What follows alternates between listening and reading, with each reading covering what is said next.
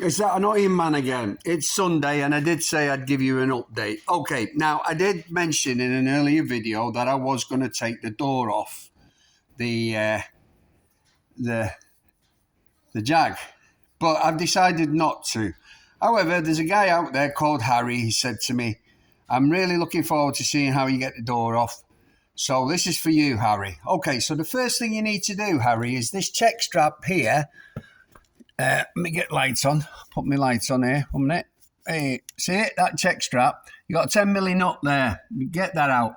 Don't forget to get your rust penetration on that, okay? That's the first thing you do, okay? The second thing you do, Harry, is you twist this here. This is very, very good of Jaguar to do this for us. You twist that there, right, and pull that out, and that will detach the loom, he says.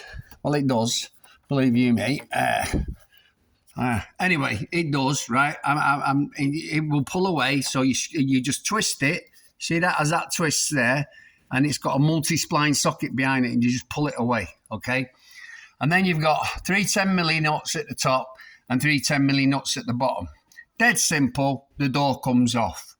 But what I always do when I take a door off, and it doesn't matter what door I take off, I will always get a Sharpie and I will mark where the door hinge has been, okay? I'll mark that area and I'll mark it. I'll degrease the area and I'll mark it where the door hinge has been, because what will happen is over time these hinges will drop, okay, with the weight of the door.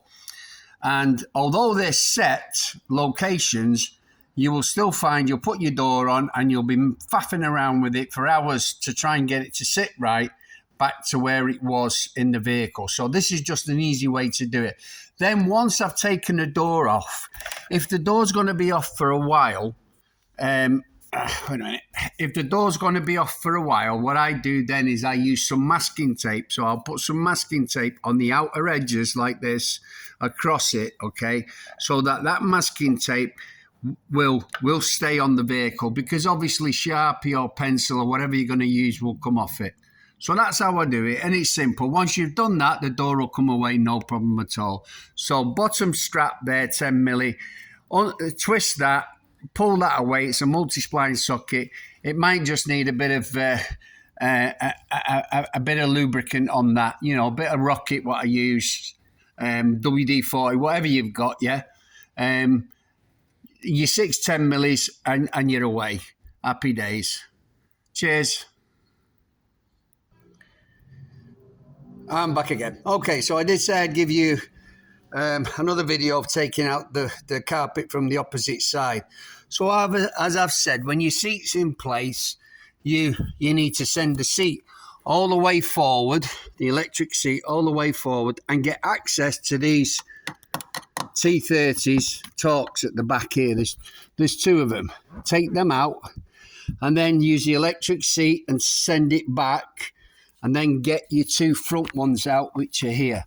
Okay, once you've done that, remove the seat, fold the seat, push the seat back, okay, and then once you push the seat back, you need to disconnect these two plugs that sit underneath the seat.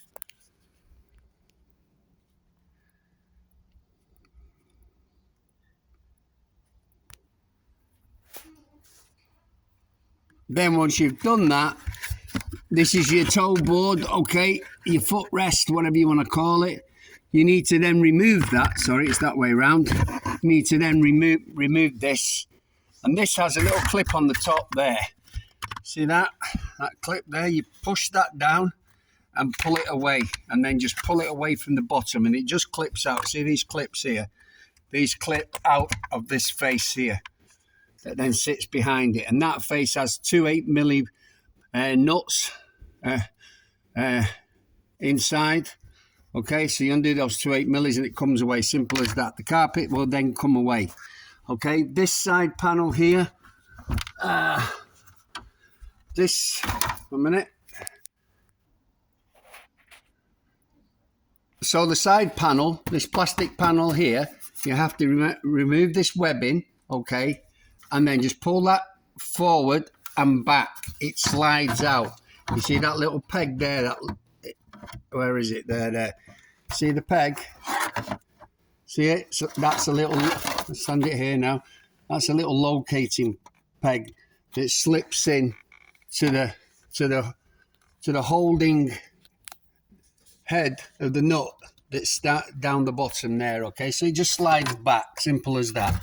Once you've done that, you start to unravel the carpet out and around. Okay, and then your next step you've got to do is, you see down here, here's your seat belt mount.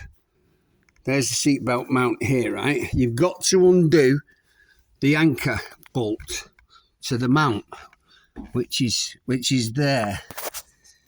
If I can show it, you see there, that's it. That's a 50mm torque, okay? Now, we talked about this. You need to clean it off from underneath the sill. Underneath the sill, underneath here, you need to clean the end of the thread of the bolt with a wire wheel. Anything, get it clean. Spray it up with some rocket, because if it's crusted, it ain't going to come out and you're going to snap it. So make sure it's nice and clean. Right? So that's your next step. And then you've then got to get this 10mm nut here from underneath the seat. See, the seat sits there, and this is secured down with a 10mm nut. And the carpet, as you can see, slips over that. So you've got to undo this 10mm nut here like that, yeah, and then pull the carpet back. And then pull the carpet back. Okay, pull the carpet back like that. There we go. And then it'll just pull itself out all the way around then. Then you can pull the carpet out. Now, these are really tough to get out, so unless you've got forearms like Popeye or Jeff Capes, you're going to need yourself a little bit of help with a long bar or a breaker bar or anything, because they are really, really tight. And when you take them out, give them a whack on the end with a hammer.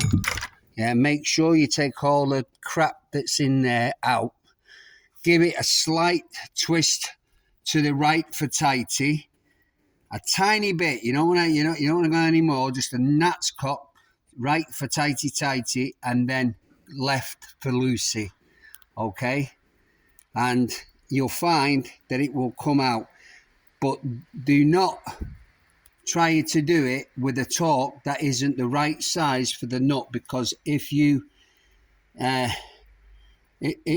ruin it, you're going to have a hell of a job of getting it out. So just be mindful when you're doing that. Make sure you clean it underneath, like I said, and the job will be relatively easy. Now, another little tip. If the nut starts to bind up, the torque starts to bind up, just take it back. Right for loosey, right for tighty, left for loosey, left and right. Just jig it backwards and forwards a little bit so you can actually feel it free up, and then just wind it out a bit more, and keep doing that until she starts to wind out. You'll know, you'll get the feel for it. Do not try to force it. If you feel like it doesn't want to go the opposite way. So here's the nut here, and as you can see, it's all encrusted with rust, etc. So that's why I'm saying, once it locks up, go the opposite direction. Start tightening it again, and you'll feel that it'll get looser as you tighten it. Put some more penetration liquid on it, and if it's still resisting, go underneath the vehicle and try to clean the opposite side of it, because when this has been completely seated, you'll only get to three quarters to be able to clean it all the way around.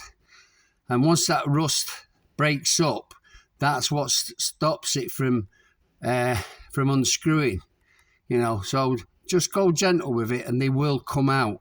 Remember, they've been in there 23 years, so you know, anything that's been in a hole for 23 years is going to be hard to get out, yeah?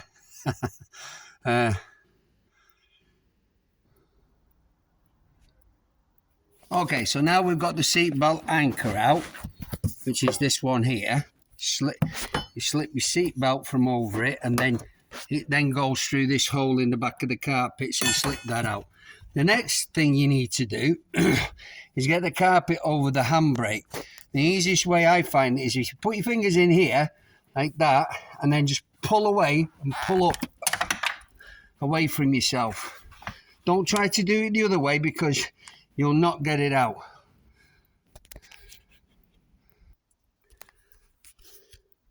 And if you've done everything correctly at this point, you should be able to have taken the carpet out in one piece without any rips or tears to it. Now, let's have a look at the floor that I said the plate underneath was still looking good. However, I did say that the floor would be rotted above the plate. So let's have a look what we get. Oh, and look at what we've got there. All rusted out. Now, you wouldn't have seen that because the plate is hiding it. So your vehicle would be getting worse and your carpets would be getting wet, etc., etc. So as we can see now, this is now going to need a new plate in the bottom. So I'm going to start prepping for that now. And once I've prepped the floor, I'll do a little video of the panel and how I fix it and cut it out, etc.